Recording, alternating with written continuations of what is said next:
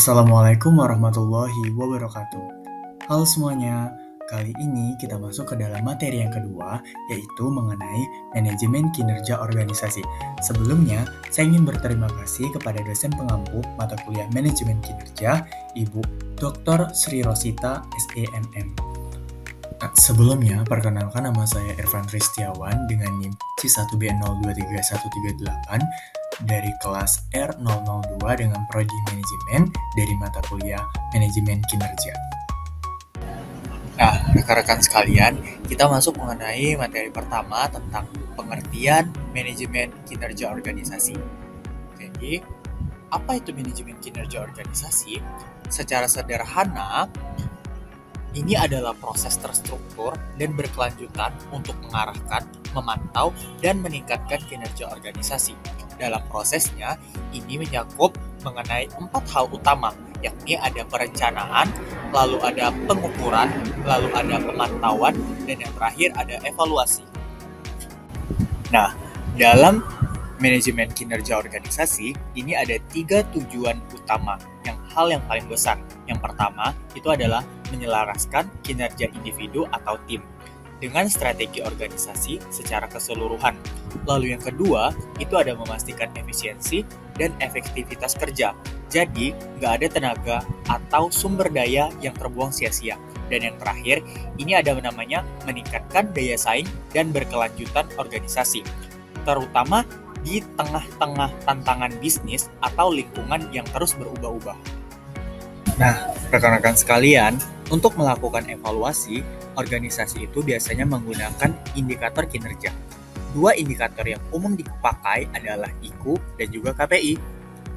IKU atau indikator kinerja utama, IKU ini biasanya digunakan di instansi pemerintah.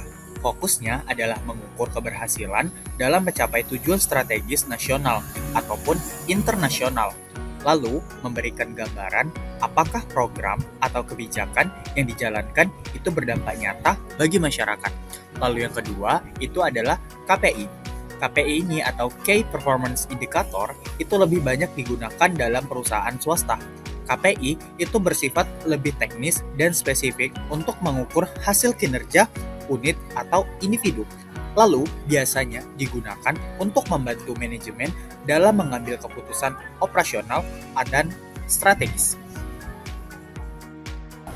Nah, rekan-rekan sekalian, di sini saya sudah mencakup 3 contoh IKU Kementerian Kesehatan RI.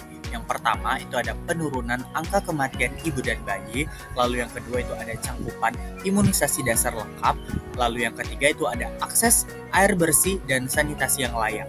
Nah, indikator-indikator ini itu dievaluasi tiap tahun melalui laporan akuntabilitas kinerja atau biasa disebut LAKIP. Nah, sekarang kita lihat nih dari contoh dari sektor swasta, yaitu contoh KPI dari PT Unilever Indonesia.